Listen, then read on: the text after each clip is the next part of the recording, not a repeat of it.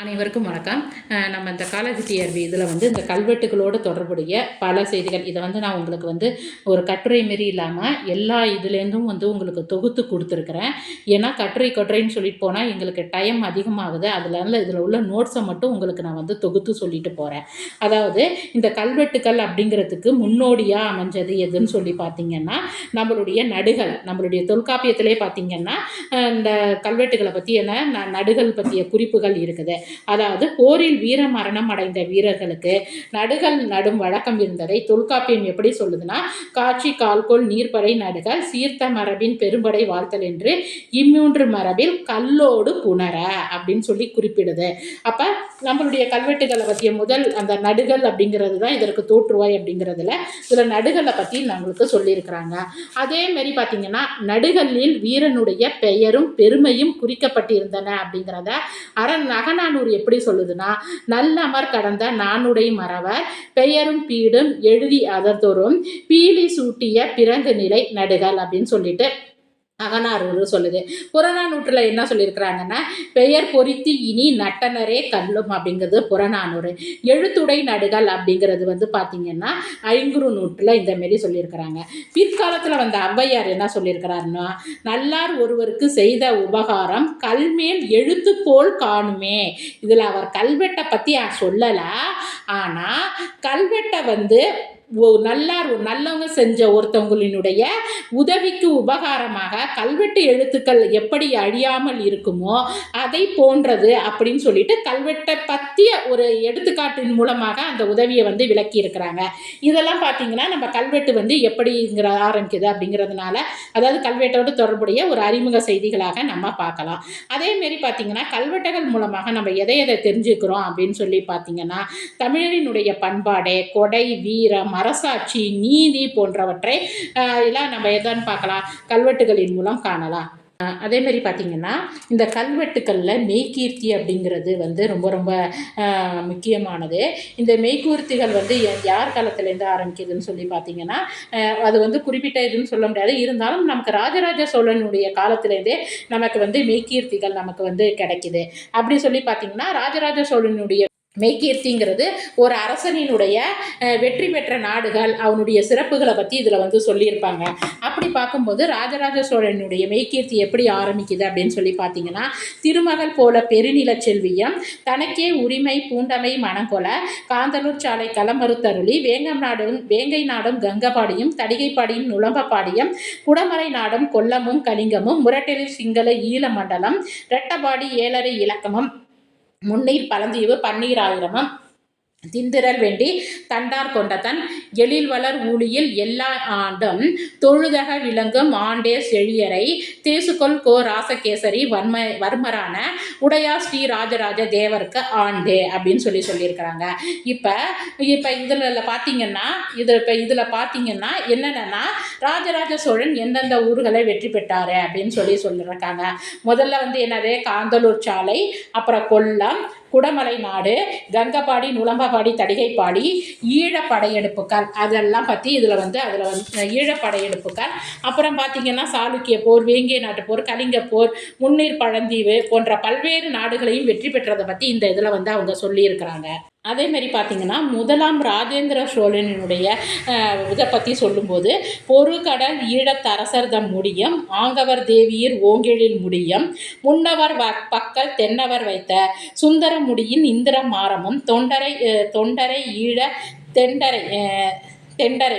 தெண்டரை ஈழ மண்டலம் முழுவதும் அப்படின்னு சொல்லிட்டு அவருடைய மெய்கீர்த்தியில் என்னென்ன நாடை வெற்றி பெற்றார் அப்படின்னு, அதாவது ஈழத்தை வெற்றி பெற்றாதெல்லாம் பற்றி சொல்லியிருக்கிறாங்க. அதேமாரி அவருடைய கங்கை படையெடுப்பை பற்றி சொல்லும்போது விக்ரம வீரர் சக்கர கோட்டமும் முதிர்படை வல்லை மதுர மண்டலமும் காமிடை வழிநகர் நாமனை கோணமும் வெஞ்சிலர் வீரர் தஞ்சப்பள்ளியும் பாசடை பழனி மாசுனி தேசமும் அப்படின்னு சொல்லிட்டு கங்கை படையெடுப்பை போது என்னென்ன நாட்டை வெற்றி பெற்றார் அப்படிங்கிற செய்தியை பார்த்து இதில் சொல்லியிருப்பாங்க. இதில் உங்களுக்கு கொஞ்சோண்டு தான் உங்களுக்கு தெரிந்த பகுதி. இது எல்லாமே நீங்கள் தமிழக வரலாறு பண்பாடில் வந்து ஏற்கனவே படிச்சிருப்பீங்க. உங்களுக்கு தெரிந்த பகுதிகளை வச்சுக்கிட்டு எப்படி இந்த கல்வெட்டை வந்து ஒரு முழுமையாக அணுகலாம், முழுமையான 100% இது இல்லை, ஒரு சில ஐடியாக்களை பற்றி சொல்லியிருக்கிறேன். இப்போ இதில் ராஜேந்திர சோழனுடைய இதை பற்றி, ராஜராஜ சோழனுடைய இதை பற்றி, வெற்ற நாட்டை பற்றி மெய்கீர்த்தியில் சொல்லிட்டாங்க. ராஜேந்திர சோழனுக்கும் ஒரு 2 எடுத்துக்காட்டு கொடுத்துட்டாங்க.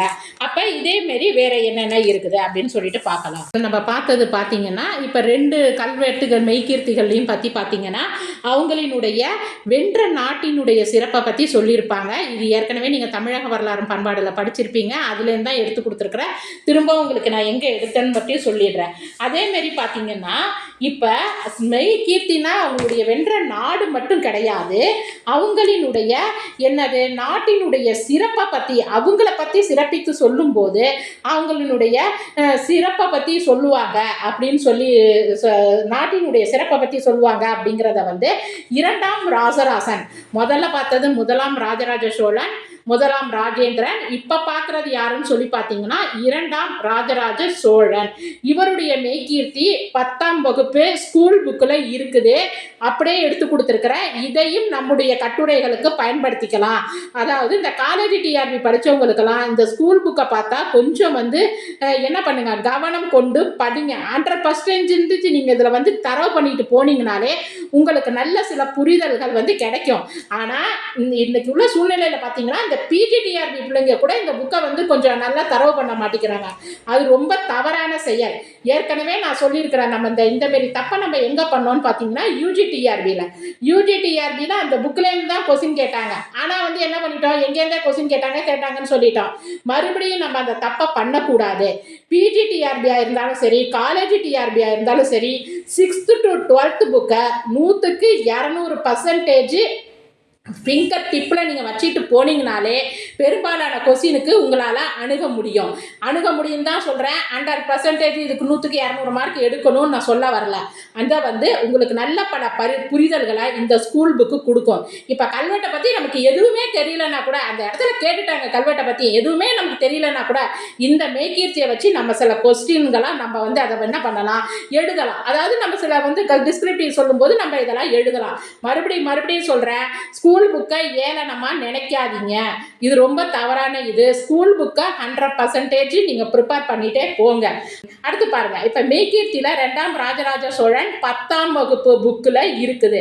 இந்திரன் முதல் திசாபாலர் என்மரும் ஒரு வடிவாகி வந்தபடி என நின்று மனுவானை தனி நடாத்திய படியானையே பிணி புண்பன வடிச்சிலம்ப அரற்றுவன சொல்லோடையே கலக்குண்பன வருகுணலே சிறைப்படுவன மாவடுவே வடுப்படுவன மாமலரே கடிய வாயின காவுகளே கொடிய வாயின கல்லுண்பன வண்டுகளே பொய்யுடையனே வரைவேயே போர்மலைவன எழுகலனியே மையுடையவன நெடுவரையே மருளுடையன இளமான்களே கயற்குளமே பிறந்தொழுகம் கைத்தாயரே கடிந்தொருப்பர் இயற்புலவரே பொருள் வைப்பர் இசைப்பானரே கூடன் செய்வார் என்று கூறி இவன் காக்கும் திரிநாட்டில் அது இயல்பு இதுவென நின்று காவல் நெறி பூண்டு நெறியல்லாது நினையாது தந்தையுள்ளோர் தந்தையாகியும் தாயில்லாருக்கு தாயாராகியும் மைந்தரில்லோருக்கு மைந்தராகியும்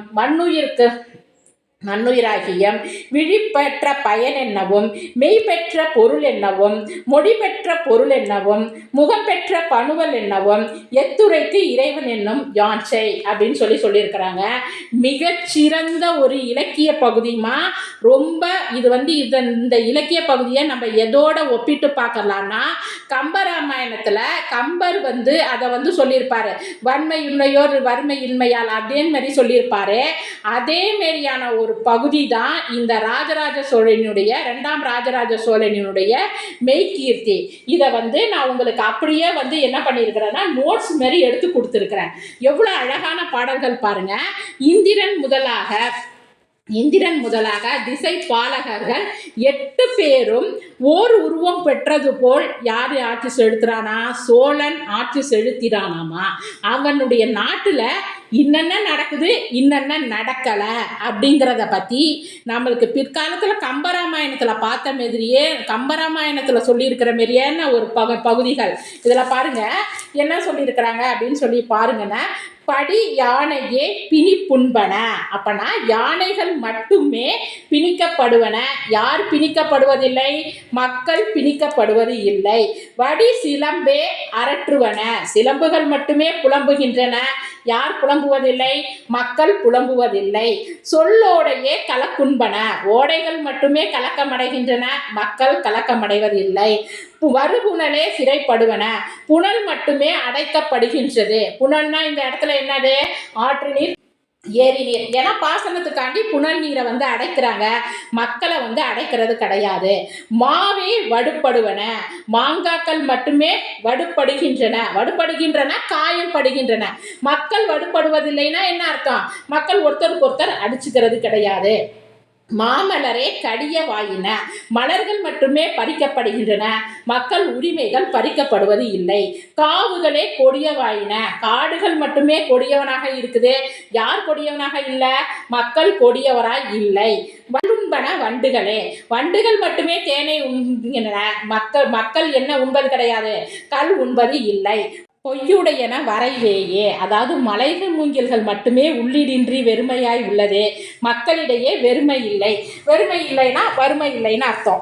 போர் மலைவன எழு கழனியே. அதாவது வயலில் நெற்கதிர்கள் மட்டுமே போராக எழுகின்றன. வேறு போர் இல்லை. மையுடையன நெடுவரையே. நீண்ட மலைகளை இருள் சூழ்ந்தவையாய் இருக்கின்றன. நாட்டில் வறுமை இருள் இல்லை. அதே மாதிரி பாருங்கன்னா, மருளுடையன இளமான்களே. இளமான்களின் கண்களே மறுகின்றன. மக்களில் கண்களில் மகிழ்ச்சி இல்லை. மகிழ்ச்சி இல்லைன்னா என்ன அர்த்தம்? பயம் இல்லாம மக்கள் வாழ்றாங்க. கயற்குளமே பிறந்தொழுகம். குளத்தின் மீன்களே பிறந்து செல்கின்றன. மக்கள் நிலை பிறழ்வதில்லை. மக்கள் பிறழ்வதில்லைன்னா என்ன அர்த்தம்? மக்கள் அறநெறிப்படி வாழ்றாங்க அப்படின்னு அர்த்தம்.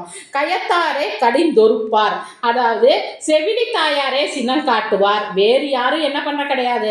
சினம் கொள்வதில்லை.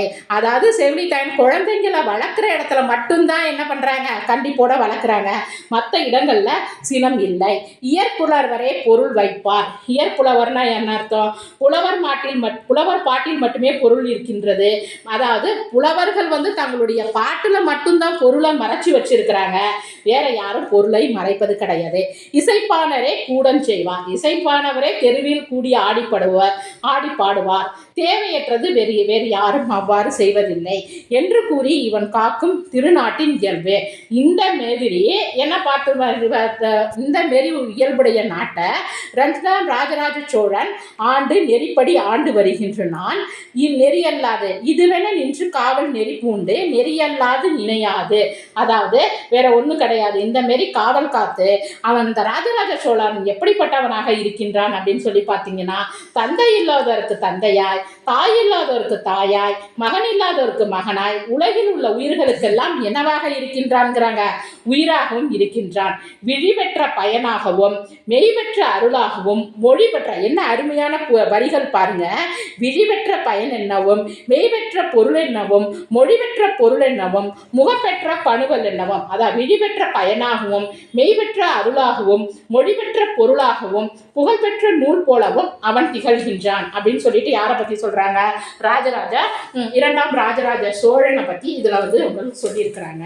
அப்ப நம்ம நினைச்சிட்டு இருப்போம் கல்வெட்டுகள்லாம் அதுல சும்மா போர் செய்திகளை மட்டும்தான் சொல்லியிருக்கிறாங்க, அவங்கள பத்திலாம் வேற எதுவும் சொல்லியிருக்க மாட்டாங்க, பெரிய செய்திகள்லாம் கிடைக்காதுன்னு நினச்சிட்டு இருப்பான். ஆனால் இந்த ராஜராஜ சோழனுடைய மெய்கீர்த்தி எவ்வளவு அருமையாக இருக்குதுன்னு சொல்லி பாருங்கள். அதே நேரத்தில் இந்த இடத்துல ஒரு சின்னோண்டு ஒரு மைன்யூட்டு இதை மட்டும் நான் உங்களுக்கு சொல்லிக்க விரும்புகிறேன்.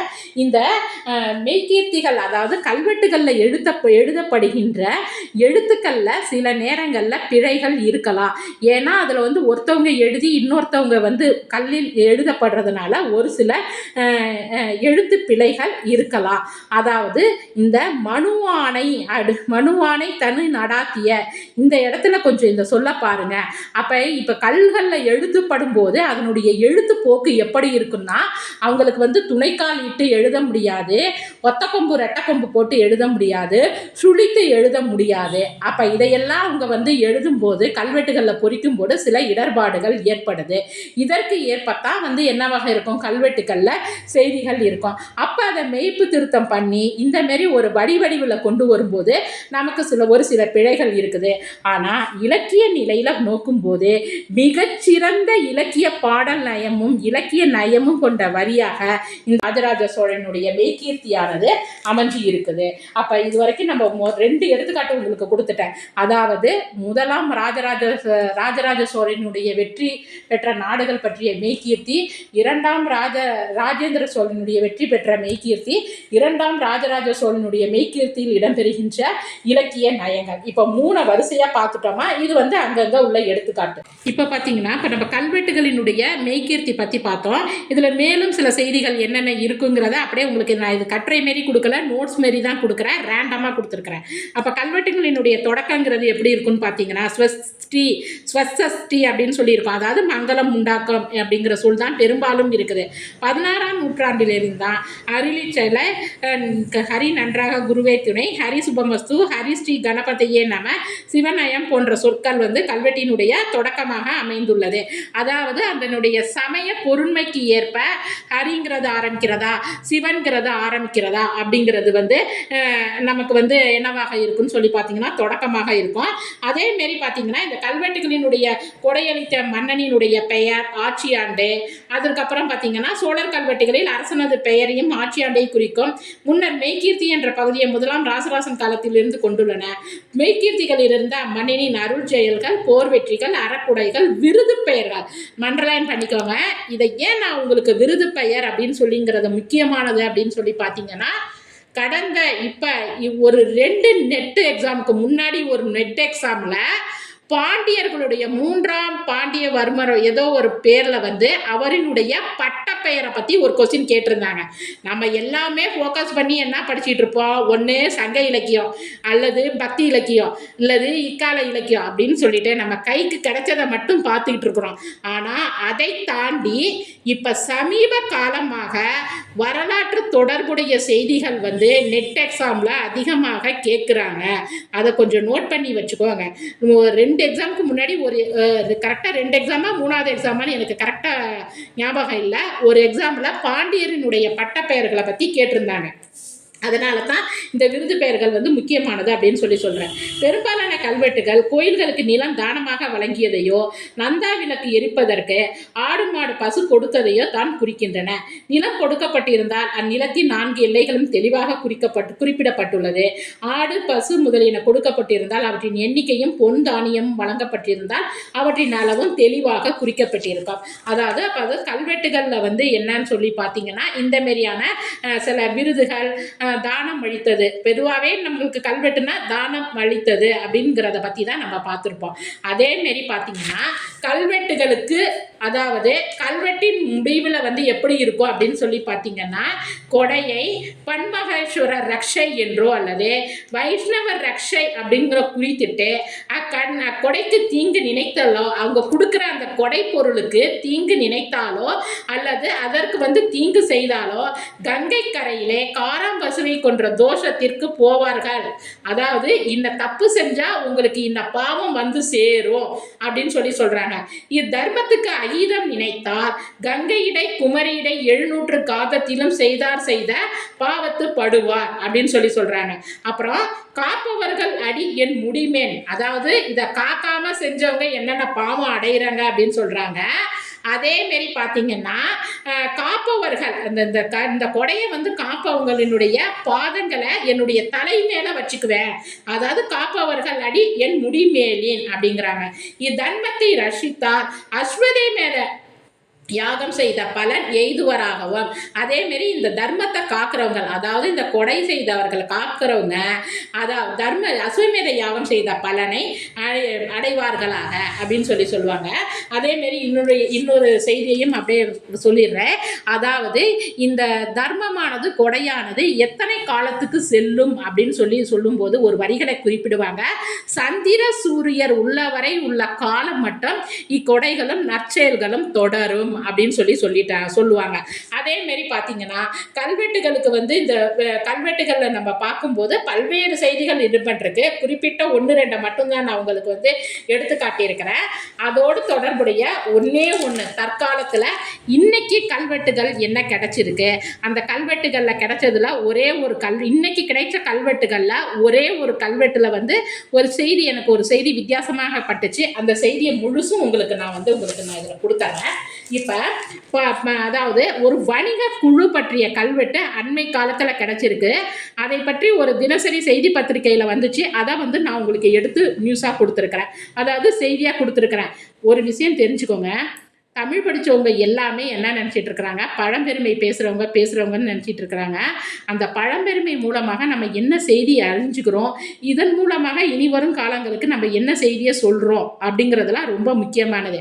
அதேமாரி கரண்ட் அஃபேர்ஸோட தொடர்புடைய செய்திகளை தமிழ் படித்தவங்க படிக்க கற்றுக்கங்க. ரொம்ப ரொம்ப ரொம்ப முக்கியமானது. எல்லாத்துக்குமே யாராச்சும் ஒருத்தவங்க புக்கு போட்டிருப்பாங்க, எங்கேயாச்சும் ஒரு நெட்டில் தேடலாம் அப்படின்னு சொல்லி தயவுசெய்து நினைக்காதீங்க. அதாவது சயின்ஸு படிக்கிற பிள்ளைங்க, மற்ற டெக்னிக்கல் ஃபீல்டில் உள்ளவங்களுக்கு வேணால் நெட்டில் வந்து உங்களுக்கு உடனடியான தகவல்கள் அப்டேட் ஆகிட்டே இருக்கும். ஆனால் தமிழ் இலக்கியங்களை பொறுத்த வரைக்கும் நமக்கு கிடைக்கின்ற சோர்ஸ் அப்படின்னு சொல்லி பார்க்கும்போது தினசரி செய்தித்தாள்களில் அல்லது அது தொடர்புடைய இலக்கியம் தொடர்பான ஆய்வு கட்டுரைகள் அல்லது ஆய்வு இதழ்களில் வந்த செய்திகளை வந்து கொஞ்சம் கூர்ந்து உற்று நோக்கி அதுலேயும் தரவுகளை எடுக்க பழகிக்கங்க. இல்லைன்னு யாராச்சும் ஒருத்தவங்க எழுதி கொடுப்பாங்க, அதை நம்ம பார்த்து மனப்பாடம் பண்ணி எழுதிட்டு போயிடலாம், போஸ்டிங் வாங்கிடலாம்னு நினச்சிங்கன்னா அதெல்லாம் ரொம்ப சிரமமான செயல். என்னை பொறுத்த வரைக்கும் நான் அப்படி தான் நினைக்கிறேன்.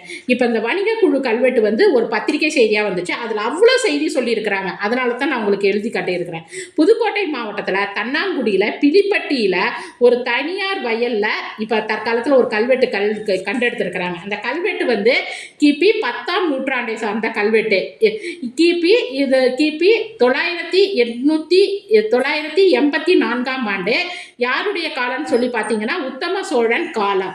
அப்போ இந்த கல்வெட்டுகளில் வந்து என்னென்ன செய்தி சொல்லியிருக்கிறாங்கன்னா, பல வகை குழுக்கள் ஒன்றிணைந்து வணிகம் நடத்தியது பற்றிய செய்தியை சொல்லியிருக்கிறாங்க. கல்வெட்டுக்கு முன்புறம் வணிக குழுவினர் மற்றும் அவர்களுக்கு பாதுகாப்புக்கு வரும் காவல் குடியினரின் சின்னங்களான திரிசூலம், அரிவாள், குத்துவாள், வளரி, அங்குசம், சிவிகை, வெண்குடை, கோடாரி, குத்துவிளக்கு போன்ற சின்னங்கள் இடம்பெற்றுள்ளன. இதன் மூலமாக, இந்த கல்வெட்டு மூலமாக அக்காலத்தில் வழக்கில் இருந்த ஆயுதங்களை பற்றியும் நம்ம தெரிஞ்சுக்கிறோம். அப்போ இதில் 500 வலஞ்சியர் போன்ற வணிக குழுவினர் இடம்பெற்றுள்ளன. முக்கியமான கொஸ்டின்மா, இதில் வந்து வணிக குழுவை பற்றி பேசும்போது 500 வலஞ்சியர் அப்படிங்கிற வணிக குழுவை பற்றி சொல்லியிருக்கிறாங்க. தென்னிந்தியாவில் முழுவதும் வணிகம் செய்த மிகப்பெரிய குழுவினர் இந்த வணிக குழுவினர். இந்த வணிக குழுவினருக்கு பார்த்தீங்கன்னா எப்படி பேர் இருக்கும் பார்த்தீங்கன்னா, அவங்கவுங்க வணிகம் செய்த அந்த இடத்திற்கு ஏற்ற மாதிரி, அவங்களுடைய சொந்த ஊருக்கு ஏற்ற மாதிரி, அதாவது சொந்த நிலப்பரப்புக்கு ஏற்ற மாதிரி அவங்களுடைய பெயர்கள் இருக்கும். மங்கள நாட்டு 500 அப்படிங்கிறது திருவாரூர் அருகே உள்ள பகுதி. புறமலை நாட்டு 500 தர்மபுரி பகுதி. பூங்குன்ற நாட்டு 500 சிவகங்கை அருகே உள்ள பகுதி. மணலூர் நாட்டு 500 காங்கேயம் அருகே உள்ள பகுதி. கொடும்பாலூர் வீரப்பட்டின 500 மற்றும் வலஞ்சியர் இணைந்து வணிகம் செய்த செய்தி பற்றி இதில் வந்து சொல்லியிருக்கிறாங்க. அதே மாதிரி பார்த்தீங்கன்னா கொடும்பால அருகே உள்ள ஒரு ஊர்ணியில் உள்ள மடைத்தூணை சீரமைத்தது பற்றிய செய்தியும் இந்த கல்வெட்டில் இருக்குது. 500 ஆண்டுகள் இயங்கி வந்த குழு அப்படிங்கிறது பார்த்தீங்கன்னா இந்த வணிகர் குழு. கல்வெட்டினுடைய இறுதி பகுதி பார்த்தீங்கன்னா இந்த குழுவினருக்கு பகையாய் உள்ளவர்களின் வம்சம் குறித்த வசைச்சொற்களை கூறுவதாய் உள்ளது. அதே மாதிரி பார்த்தீங்கன்னா சேர, சோழ, கொங்கு, பாண்டிய, தகடூர் ஆகிய அனைத்து மண்டல வணிக குழுக்களும் ஒன்றிணைந்து இருந்ததை இந்த கல்வெட்டு வாயிலாக அறிய முடிகின்றது.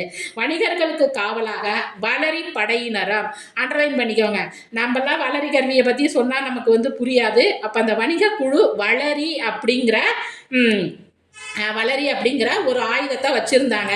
சிவகார்த்திகேயன் சொன்னாலும் நமக்கு புரியும். ஆக்சுவலாக சிவகார்த்திகேயன் அந்த ஒரு படத்தில் சொல்லியிருப்பார் வளரிங்கிறத பற்றி. அந்த வளரி படையினரை பற்றி இந்த கல்வெட்டில் வந்து சொல்லியிருக்கிறாங்க.